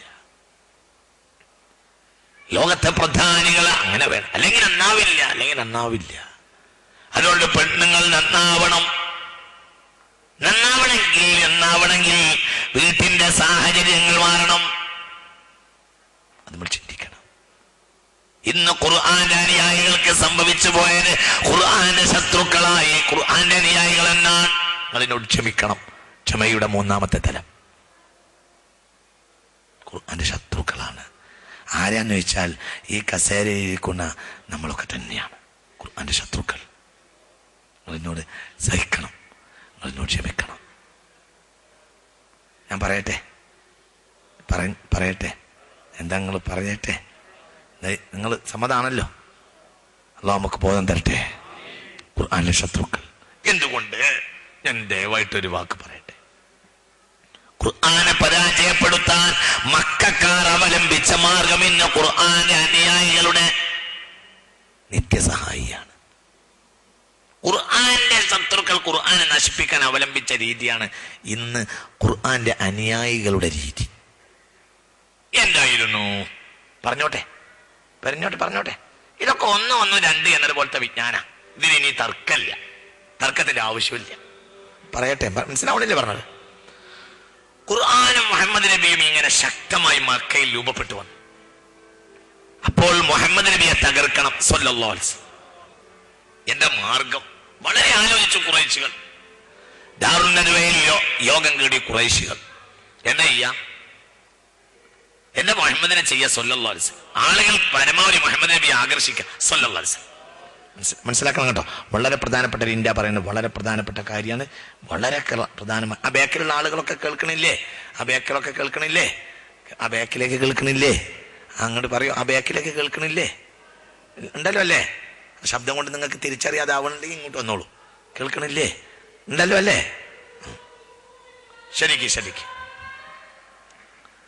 ശരിക്ക് നിങ്ങൾ മനസ്സിലാക്കി. മക്കക്കാർ തന്നെ കുഴങ്ങി നബിയെ കൊണ്ട് സ്വല്ലല്ലാഹു അലൈഹി വസല്ലം. അടിച്ചു കയറുക ഖുർആനും മുഹമ്മദ് നബിയും സ്വല്ലല്ലാഹു അലൈഹി വസല്ലം. ഖുർആൻ ജനങ്ങളിൽ വലിയ സ്വാധീനപ്പെട്ടു. ഖുർആന്റെ എതിരാളികൾ വരെ ഖുർആന്റെ അനുയായികളായി പലരും കയറി. ഖുർആന് ശത്രുവായി നടന്നവനായിരുന്നു ലബീദ് ഇബ്നു റബീഅ. അയാൾ ഖുർആന്റെ ആളായി റളിയല്ലാഹു അൻഹു. ഖുർആൻ ശത്രുവായിരുന്നു അയാൾ. ഇന്നഅതൈനാക്കൽ കൗസർ ഇറങ്ങിയപ്പോൾ അയാൾ മുസ്ലിമായി. ആ ഒരു സാഹിത്യത്തിന്റെ വിശ്വസാഹിത്യം അത് കണ്ടിട്ട് അയാൾ മുസ്ലിമായി. അയാൾ വലിയ കഴിവുള്ള ആളായിരുന്നു ലബീദ് ഇബ്നു റബീഅ. അയാൾ മുസ്ലിമായി. മക്കക്കാർ തോറ്റു. ഇനി എന്താ ചെയ്യാ? ദാറുൻ നദ്വയിൽ യോഗം കൂടിയ ഖുറൈശികൾ ഇതിൽ പരിഹാരം ഉണ്ടാക്കാൻ തീരുമാനിച്ചു. പല പരിഹാരങ്ങൾ പറഞ്ഞു. ചിലർ പറഞ്ഞു നമുക്ക് മുഹമ്മദിനെ അപകീർത്തിപ്പെടുത്താം. ഇന്നഹു മജ്നൂൻ, മുഹമ്മദിനെ ഭ്രാന്തനാന്ന് പറയാം സ്വല്ലല്ലാഹു അലൈഹി വസല്ലം. ഷായിറാൻ എന്നൊക്കെ പറയാൻ പറഞ്ഞു. അപ്പോൾ ആ കൂട്ടത്തിൽ ബുദ്ധിമാനായ ഒരാളുണ്ടായിരുന്നു. അയാളുടെ പേരാണ് നളർ ഇബ്നുൽ ഹാരിസ് ലഅനത്തുല്ലാഹി അലൈഹി. മനസ്സിലാവണല്ലേ? അയാൾ ഖുറൈശിയ, പക്ഷെ നല്ല സൂപ്പർ ബുദ്ധിമാനാണ്. അയാൾ പറഞ്ഞു ഈ വിഡിത്തൊന്നും പറഞ്ഞിട്ട് കാര്യമില്ല. മുഹമ്മദ് മജ്നൂനാണെന്ന് പറഞ്ഞാൽ ജനങ്ങൾ അംഗീകരിക്കൂല. എന്തുകൊണ്ട്? ഒരാൾ മജ്നൂനാണെന്ന് പറഞ്ഞാൽ ജനങ്ങൾ അംഗീകരിക്കുന്നത് അയാൾ അടുത്തെത്തുന്നത് വരെയാണ്. എത്തിക്കഴിഞ്ഞാൽ ജനങ്ങൾക്ക് ബോധ്യപ്പെടും ഇയാൾ മജ്നൂൻ അല്ല. പിന്നെ മജ്നൂൻ എന്ന് പറഞ്ഞാൽ സ്വാഭാവികമായി ജനങ്ങൾ അങ്ങോട്ട് പോവുകയും ചെയ്യും. ഒരു ഭ്രാന്തനാണെന്ന സ്വാഭാവികമായി ജനങ്ങൾക്ക് ഒരു സ്വഭാവം ഉണ്ട്. എന്ത്? ഭ്രാന്തനെ കാണാം അല്ലേ? അങ്ങനെ തന്നെയല്ലേ? ഭ്രാന്തൻ എന്ന് പറഞ്ഞാൽ ഒന്നുകൂടി മുഹമ്മദിലേക്ക് ചെല്ലും. ചെന്ന് കഴിഞ്ഞാൽ ബോധ്യപ്പെടും ഭ്രാന്തനല്ലാത്ത ഒരാളെ ഭ്രാന്തന എന്ന് പറഞ്ഞാൽ അതാണ് പറഞ്ഞാലുള്ള ഭ്രാന്തിന്റെ ഉദാഹരണം. മനസ്സിലായില്ല? നിങ്ങൾ മനസ്സിലാകണ്ട. മുമ്പ് നെഹ്റു ഭ്രാന്താശുപത്രി കാണാൻ പോയിന്നാണ്.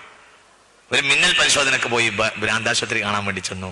നെഹ്റു പ്രധാനമന്ത്രിയായിരുന്ന കാലത്ത് അങ്ങനെ ഒരു കഥ ഉണ്ട്. ഒരു തമാശന് എൻ്റെ സ്കൂളിലെ മാഷ് പറഞ്ഞു തന്ന ഒരു കഥ ഉണ്ട്. നെഹ്റു പ്രധാനമന്ത്രി ആയപ്പോൾ പെട്ടെന്ന് ഒരു മിന്നൽ പരിശോധനയ്ക്ക് ഒരു ഭ്രാന്താശുപത്രി കയറി ഭ്രാന്തന്മാരോട് പോയി പറഞ്ഞു, സഹോദരങ്ങളെ, ഞാനാണ് ഇന്ത്യൻ പ്രധാനമന്ത്രി, ഞാനാണ് പണ്ഡിറ്റ് ജവഹർലാൽ നെഹ്റു. നിങ്ങളെ എന്ത് പ്രശ്നങ്ങളും നേരിട്ട് കണ്ട് മനസ്സിലാക്കി പരിഹരിക്കാൻ വേണ്ടി വന്നതാണ്. ഒന്ന് എന്താ നിങ്ങളെ പ്രശ്നങ്ങളൊന്ന് പറയൂ എന്ന് പറഞ്ഞത്രേ. ഭ്രാന്തന്മാർ കുറച്ചേരം അങ്ങനെ മിണ്ടാതെ നിന്നിട്ട് കുറഞ്ഞ ഭ്രാന്ത് കമ്മിയുള്ള ഒരാൾ, പകുതി ഭ്രാന്തനായ ഒരാൾ പറഞ്ഞത്രേ, ഞങ്ങളൊക്കെ ജോൺ എഫ് കെന്നഡി ആണെന്ന് പറഞ്ഞുകൊണ്ടാണ് ഇവിടെ വന്നത്. ഇപ്പൊ ഇതിന്റെ ഉള്ളിൽ കയറിയ ട്രീറ്റ്മെന്റ് കൊണ്ട് ഞങ്ങൾക്ക് കുറച്ച് സമാധാനം കിട്ടി. ഈ ഇതിന്റെ ഉള്ളിൽ കയറിയ 2 ദിവസം കൊണ്ട് നിനക്കും ആക്കണ്ടാവെന്ന് പറഞ്ഞു. മനസ്സിലാവില്ല? അങ്ങനത്തെ കാറ്റുണ്ട് എന്ന് പറഞ്ഞതുപോലെ ഭ്രാന്തനാണ് മറ്റുള്ളവർക്ക് ഭ്രാന്താന്ന് തോന്നുന്നത്. അപ്പൊ അതുകൊണ്ടൊന്നും രക്ഷപ്പെടൂല. ഷായറാന്ന് പറഞ്ഞ കാര്യമല്ല. കാരണം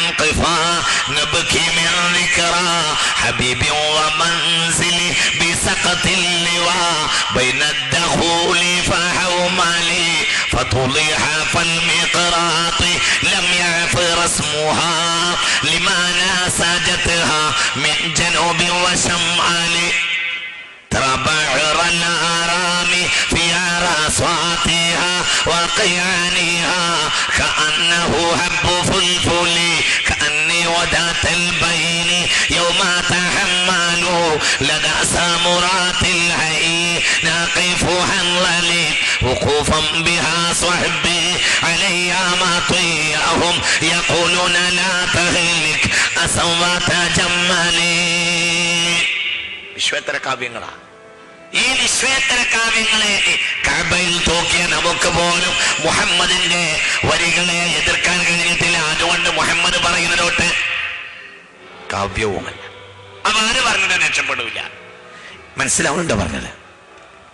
എന്ന് പറഞ്ഞപ്പോൾ അബൂജഹൽ അടക്കം എല്ലാവർക്കും തോന്നി ന്യായാണല്ലോ പറഞ്ഞത്, ശരിയാണല്ലോ പറഞ്ഞത്. ശരി, അപ്പോൾ എല്ലാവരും നെളറിന് തന്നെ വിട്ടു. എന്നാൽ നെളറെ നീ പറ, ഇനി എന്ത് വേണം എന്ന് ചോദിച്ചു. മനസ്സിലാവണില്ലേ? പറയാനേട്ടാ ഇത് വളരെ പെർഫെക്റ്റ് ആയ ഒരു സിമ്പലാണ്. ഇവിടുന്നാണ് നമ്മൾ ബേസ് വെക്കുന്നത്. അവിടെ നിങ്ങൾ ആർക്കും നഷ്ടപ്പെട്ടു പോകരുത്. മനസ്സിലാവണില്ലേ? അല്ലേ പറയാനില്ല. മനസ്സിലാവണില്ലേ? ശരിക്കണം കേട്ടോ. നെളറെ നീ പറ, എന്നിട്ട് എന്താ പരിഹാരം ചോദിച്ചു. അതൊന്നും പറഞ്ഞാൽ മുഹമ്മദിനെ തൊട്ട് ആളുകളെ അകറ്റാൻ കഴിയില്ലെങ്കിൽ പിന്നെ എന്താ പരിഹാരം? അപ്പൊ നെളർ പറഞ്ഞു, നിങ്ങളെല്ലാം ഓരോ ഗോത്രങ്ങളും ഒരു നിശ്ചിത സംഖ്യ എന്നെ ഏൽപ്പിച്ചാൽ പരിഹാരം ഉണ്ടാക്കി തരാം എന്ന് പറഞ്ഞു. ശരി, എല്ലാ ഗോത്രങ്ങളും സമ്മതിച്ചു. ആയിക്കോട്ടെ, മുഹമ്മദിൽ നിന്ന് ആളെ അകറ്റാൻ ഒരു പരിഹാരം നെളറിനുണ്ടാക്കാൻ കഴിയുമെങ്കിൽ ഒരു നിശ്ചിത സംഖ്യ കൊടുക്കാൻ തയ്യാറാണ്. നിങ്ങൾക്ക് മനസ്സിലാവണില്ലേ പറഞ്ഞത്? അങ്ങനെ നിശ്ചിത സംഖ്യ നിശ്ചയിച്ചു. ചിന്തിക്കണം. അല്ലാഹു നമുക്ക് ബോധം തരട്ടെ. നെളർ ഈ പണം വലിയ പണട് വാങ്ങി, പണമൊക്കെ വാങ്ങി. നെളർ ഈ പണം വാങ്ങിയിട്ട് എന്ത് ചെയ്തു എന്നറിയോ? പരിഹാരം ഞാൻ ഉണ്ടാക്കി തരാതെ. നെളർ നേരെ ഇറാഖിലേക്ക് വണ്ടി കയറി. ഇറാഖിലേക്ക് കാഫില കെട്ടി ഇറാഖിൽ പോയി. അക്കാലത്തെ ഏറ്റവും കൂടുതൽ വാദ്യമേളങ്ങൾ വിറ്റിരുന്ന ചന്ത ഇറാഖിലായിരുന്നു. മനസ്സിലാക്കാനുണ്ടോ? ചരിത്രത്തിന്റെ പെർഫെക്റ്റ് ആയ ഭാഗമാണ്. ഒരാൾ എണീറ്റ് നിൽക്കൂ. ഈ ചരിത്രത്തിന്റെ വസ്തുത ആർക്കെങ്കിലും ചോദ്യം ചെയ്യാൻ ഉണ്ടെങ്കിൽ എണീക്കാം. ചിന്തിക്കണം. ഇറാഖിലേക്ക് കാഫില കെട്ടിപ്പോയി. ഈ പണം അയാൾ പത്രാസ് കാണിക്കാൻ വേണ്ടി വാങ്ങിയതല്ല. അയാളും പണക്കാരൻ തന്നെയാ. അയാൾക്ക് വരെ പണം വേണ്ട. അയാൾ എന്ത് ചെയ്തു? പണം വാങ്ങിയിട്ട് നേരെ ഇറാഖിൽ പോയി. തബല, ഹാർമോണിയം അടക്കമുള്ള അക്കാലത്തെ എല്ലാ വീണ അടക്കമുള്ള എല്ലാ വാദ്യോപകരണങ്ങളും വാങ്ങി.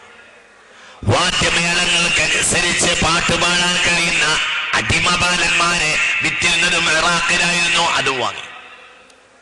ഈ വാദ്യാഘോഷങ്ങൾക്കനുസരിച്ച് തുള്ളാൻ കഴിയുന്ന നർത്തകികളായ പെണ്ണുങ്ങളെ വിറ്റിരുന്നതും അടിമ പെണ്ണുങ്ങൾ. അതിനു വേണ്ടി ചില പെണ്ണുങ്ങൾ തന്നെ ഉണ്ടായിരുന്നു. മനസ്സിലായില്ല? ആ പെണ്ണുങ്ങളെയും വിലക്ക് വാങ്ങി.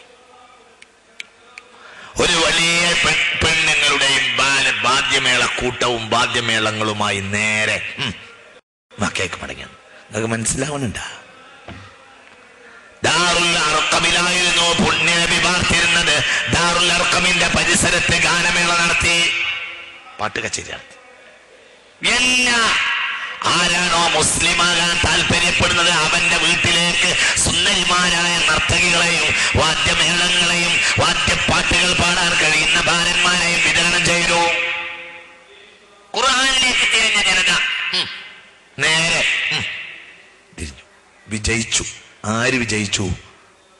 നെളർ വിജയിച്ചു. ചിന്തിക്കണം. അത് മനസ്സിലാവുന്നുണ്ട്? ഇന്ന് ഖുർആന്റെ ജനത അതിനെ സ്വാംശീകരിച്ചു. ഇപ്പോൾ നമ്മൾ വിചാരിക്കുന്നത് ഇത് കയ്യെ പിടിച്ചുകൊണ്ട് ഒരു ഖുർആന്റെ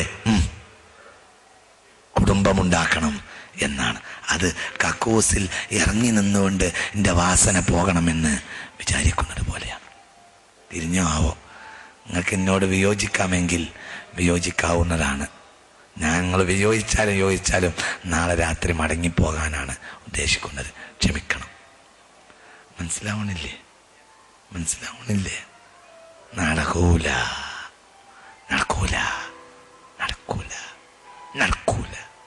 ഇത് നടക്കൂല. കുറെ പത്രാസുകാരായ മുതലാളിമാരും കുറെ സംഘടനാ നേതാക്കളും കുറെ സ്റ്റേജിന്റെ മുകളിലിരിക്കുന്നവരും കുറെ താഴെ ഇരിക്കുന്നവരും ഒക്കെ ഉണ്ടാവും. അല്ലാതെ ഒന്നും നടക്കൂല. ഖുർആനിലേക്ക് മടങ്ങിയാലല്ല ഉമ്മത്ത് രക്ഷപ്പെടും. പത്രാസുകാരൊക്കെ ഉണ്ടാവും. നടക്കൂല മോനെ. അബൂജഹലിന്റെ കോലത്തിൽ നിനക്ക് മുഹമ്മദ് നബിയുടെ സ്റ്റേഷനിൽ ഇറങ്ങാൻ കഴിയൂല. അതിന് മുഹമ്മദ് നബിന്റെ കുപ്പായ ഇടണം. നിന്റെ കുപ്പായക്കാരനെ ഇറക്കണത് തൊട്ടപ്പുറത്തെ അങ്ങനത്തെ ഒരു സ്റ്റേഷനിലാണ്. അതിനാണ് ജഹന്നം എന്ന് പറയാ. മനസ്സിലാവുന്നുണ്ടാ? ഉറങ്ങുന്നുണ്ടാ? മനസ്സിലാവുന്നുണ്ടാ? നിങ്ങൾക്ക് മനസ്സിലാവുന്നുണ്ടാ? എന്താ നിങ്ങൾ അവിടെ എത്തിയപ്പോൾ നിങ്ങൾ മെല്ലായി പോയത്? എന്താ നിങ്ങൾ മനസ്സിലാ? അതല്ല ഖുർആൻ, അതല്ല ഖുർആൻ, അതല്ല ഖുർആൻ. അതിന്റെ ഒരാളുണ്ടായിരുന്നു, കേറ്റ് സ്റ്റീവൻസ്. അറിയൂലേ? ഇന്ന് അയാളുടെ പേര് യൂസുഫ് അൽ ഇസ്ലാം എന്ന. അയാളുടെ ബാങ്ക് റെക്കോർഡ് ചെയ്തത് ഇന്നലെ ഞാൻ കേട്ടു. എന്താ അയാളെ ബുർദ. കേറ്റ് സ്റ്റീവൻസിനെ അറിയൂലേ? നിങ്ങൾ എന്തോ മനുഷ്യന്മാരാണ്. കേറ്റ് സ്റ്റീവൻസിനെ നിങ്ങൾക്ക് അറിയൂലേ? അറിയൂലെങ്കിൽ ഒന്നിച്ച് അറിയൂലെന്ന് പറയൂ. കേറ്റ് സ്റ്റീവൻസ് ഇന്ന് യൂസുഫ് അൽ ഇസ്ലാം എന്നാണ് ലോകത്തെ പോപ്പ് സംഗീതജ്ഞൻ. മൈക്കിൾ ജാക്സന്റെയും മുമ്പ് ലോകം അടക്കി വാണ പോപ്പ് സംഗീതജ്ഞനാണ് കേറ്റ് സ്റ്റീവൻസ്. ഇപ്പോഴും ജീവിച്ചിരിപ്പുണ്ട്. താടി വെച്ച് നീണ്ട കുപ്പായൊക്കെ ഇട്ട ലണ്ടനിൽ ഒരു മദ്രസ നടത്തുകയാണ് യൂസുഫ് അൽ ഇസ്ലാം. നെറ്റിലുണ്ടല്ലോ യൂസുഫ് അൽ ഇസ്ലാമിന്റെ സൈറ്റ് എടുത്തു നോക്കൂ. അദ്ദേഹത്തിൻ്റെതായ ഇഷ്ടം പോലെ ബുർദ, പാട്ട്, എന്തൊക്കെയാണുള്ളത്. ഓത്ത്, ബാങ്ക്, മനസ്സിലാവണില്ലേ? മനോഹരം. ആ വാദ്യോപകരണങ്ങളൊക്കെ അയാളാണ് ഉപേക്ഷിച്ചു. ഖുർആന്റെ തണലിലാണ് ഇന്നയാളുടെ പേര് യൂസുഫ് അൽ ഇസ്ലാം എന്നാണ്. അള്ളാഹു ദീർഘായുസ് കൊടുക്കട്ടെ. അള്ളാഹുവെ, നമ്മൾ അയാളെ കണ്ടിട്ടില്ല, നമ്മൾ കാണേണ്ടതുമില്ല. ലോകത്തെ എല്ലാ മുഅ്മിനീങ്ങളും നമ്മുടെ ഹൃദയത്തിന്റെ ഭാഗമാണ്. അള്ളാഹുവർക്കൊക്കെ ദീർഘായുസ് കൊടുക്കട്ടെ. ലോകത്തെ എല്ലാ മുഅ്മിനീങ്ങൾക്കും അള്ളാഹു വിജയം കൊടുക്കട്ടെ.